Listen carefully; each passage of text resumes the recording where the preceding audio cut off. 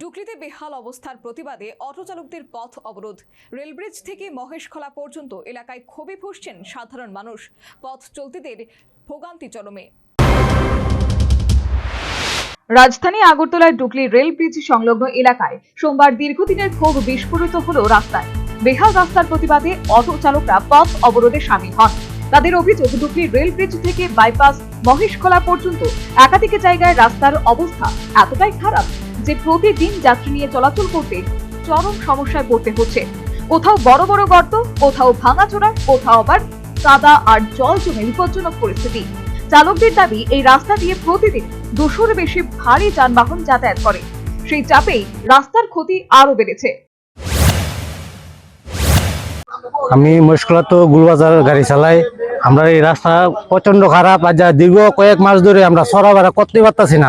গাড়ি এইটা জায়গা বিয়ারিং জায়গা রিং জায়গা, মানে কি অবস্থা। কাল কয়েকটা অ্যাক্সিডেন্ট হয়েছে, গলা পড়া শিলি লাগছে একজনের মহিলার। হ্যাঁ, এই রাস্তাটা কিভাবে চলবো আমি বল। টমটম অ্যাক্সিডেন্ট হয়েছে গুলবাজার টু মহেশখলা। কতদিন ধরে এটা খারাপ? হ্যাঁ, কতদিন ধরে এরকম অবস্থা? আচ্ছা, দীর্ঘ 4-5 মাস। কতক্ষণ অবরোধ? আমরা সারাটা অবরোধ করা হয়েছে। এখন পর্যন্ত আমরা কোনো সুরা পাইনি।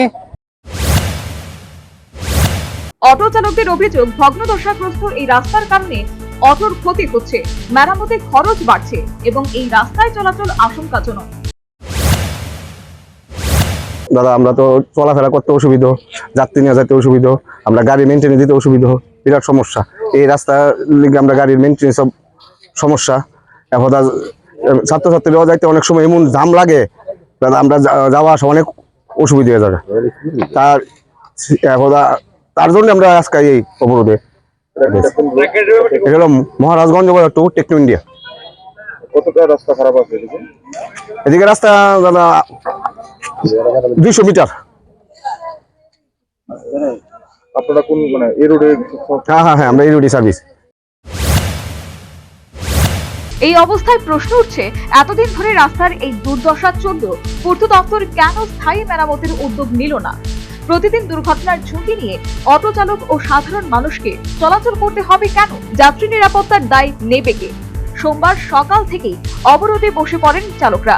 তাদের স্পষ্ট বক্তব্য, পূর্ত দপ্তরের পক্ষ থেকে সুনির্দিষ্ট সময় বেঁধে রাস্তা মেরামতের আশ্বাস না পাওয়া পর্যন্ত আন্দোলন চলবে। অবরোধের জেরে এলাকায় যান চলাচল ব্যাহত হয়, বাড়ে ভোগান্তি। এখন দেখার প্রশাসন দ্রুত কোনো ব্যবস্থা গ্রহণ করে কিনা। Bureau report, news vanguard.